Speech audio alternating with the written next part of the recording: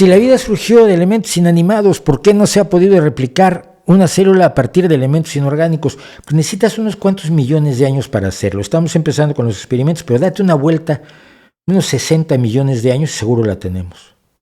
Que fue más o menos lo que tardó, ¿sabes tú? Es decir, el hecho de que no se haya podido hacer algo que también que se hizo naturalmente. La misma razón por la que no hemos podido hacer una estrella.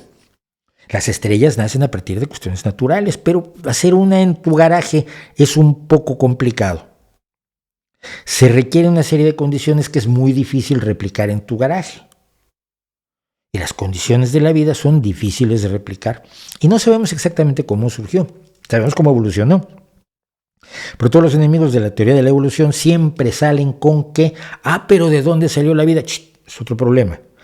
El problema del origen de la vida se llama el problema de la abiogénesis. Tenemos adelantos grandes, sobre todo desde el experimento de Miller, tenemos adelantos grandes para entender cómo, a partir de la vida, de los elementos inorgánicos, se llega a la vida. Una cosa es tener los elementos y otra cosa es poderlo hacer, porque no tenemos todavía toda la información. Eso es la abiogénesis.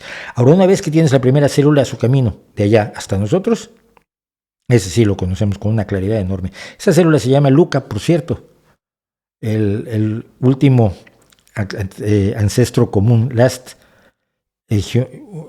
unique common ancestor, el último ancestro común que tenemos, así como los seres humanos tenemos al Adán cromosómico y a la Eva, la Eva de los...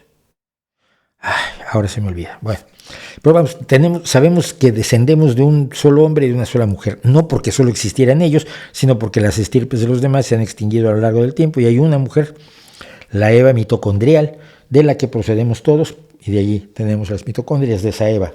Y la evolución de esas mitocondrias nos permite medir el tiempo. Es maravilloso. Si cuando dejas la religión a un lado, lo que sabemos es esplendoroso. Pero no lo sabemos todo.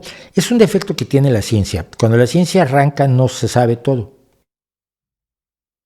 Luego descubre cosas, luego descubre que sabe menos cosas. Y luego descubre más cosas y entonces descubre que sabe muchas menos cosas. Es como si tienes luz, una pequeña linterna, y tienes luz aquí y ves una circunferencia de oscuridades. Mira, todo lo que no sé es lo que está en esta circunferencia. La circunferencia está muy claramente delimitada. Cuando aumenta tu conocimiento, amplías la luz, la circunferencia de lo ignorado crece.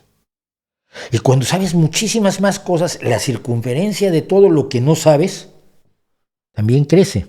Y mientras más sabemos que no sabemos muchas cosas y que sabemos menos de lo que creíamos que podíamos saber.